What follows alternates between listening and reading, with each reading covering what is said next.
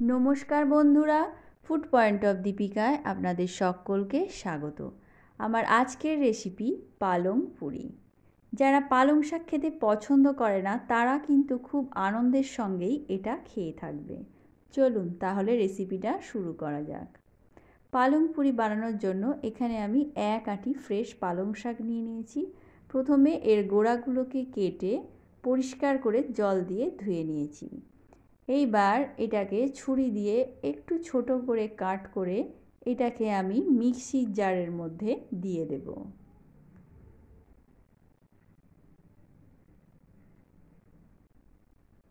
একটু ছোট টুকরো করে কেটে নিলে এটা পেস্ট করতে সুবিধে হয়। আমি একটা মিক্সির জার নিয়ে নিয়েছি আর তার মধ্যে পালং শাকের টুকরোগুলো দিয়ে দিলাম। সবগুলোই আমার কাটা হয়ে গেছে। এইবার সমস্ত শাকটুকু আমি জারের মধ্যে ভরে দেব।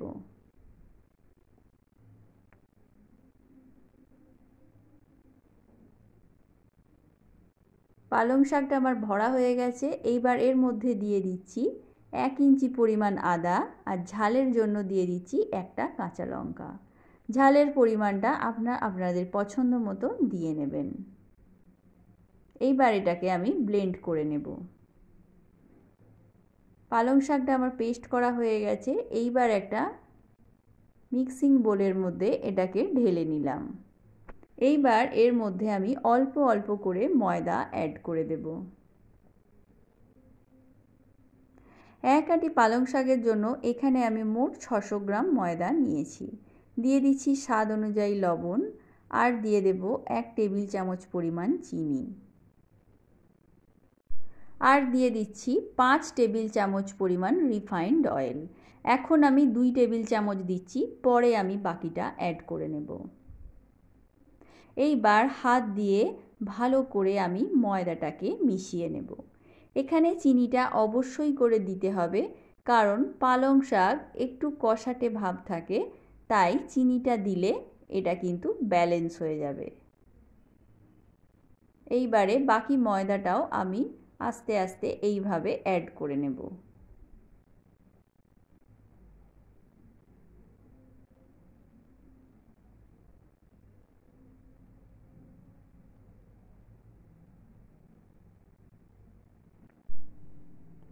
লুচির ডো একটু শক্ত করে মেখে সেটাকে রেস্টে রাখতে হয়,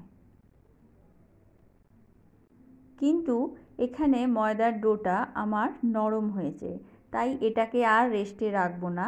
সঙ্গে সঙ্গে লেচি কেটে এটাকে আমি লুচি বানিয়ে নেব। এই ডোটা থেকে আমি ছোট ছোট লেচি কেটে নিচ্ছি। আপনারা আপনাদের পছন্দ মতো লেচি অবশ্যই কেটে নেবেন। এখানে আমি রেস্টে রাখলাম না, তার কারণ নরম ডোটাকে রেস্টে রাখলে আরও নরম হয়ে যাবে, সেক্ষেত্রে কিন্তু লুচি বানাতে গেলে খুব অসুবিধে হবে। এইবার লেচিটাকে একটু আমি হাত দিয়ে পাকিয়ে নেব।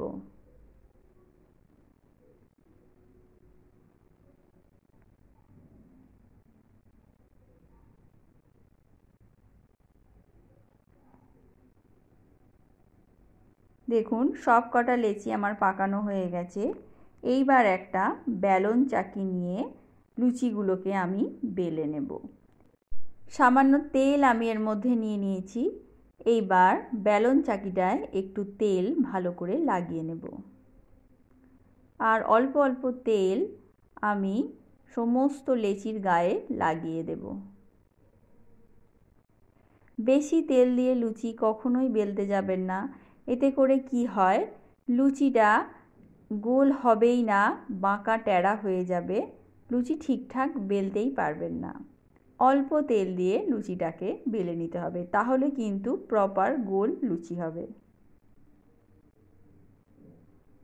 লুচি ভাজতে যেহেতু বেশি সময় লাগে না, তাই বেলে নিয়ে করলে খুব সুবিধে হয়।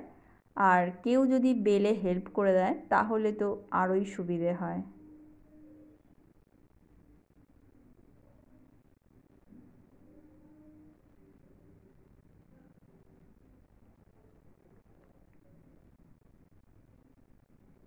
অপরদিকে আমি গ্যাসের ওপর একটা কড়াই বসিয়ে কিছুটা তেল গরম করতে দিয়ে দিয়েছি। এইবার আমি লুচিগুলোকে ভেজে নেব।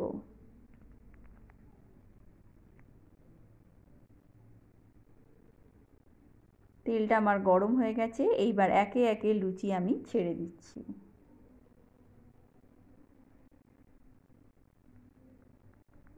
ময়দায় তেলের পরিমাণটা যদি সঠিকভাবে দেওয়া হয় তাহলে কিন্তু লুচি খুব সুন্দরভাবে ফোলে। দেখুন তেলটা আমার একটু বেশি গরম হয়ে গেছিলো, তাই একটু লাল হয়ে গেল। প্রত্যেকটা লুচি এই রকম সুন্দরভাবে ফুলে উঠবে।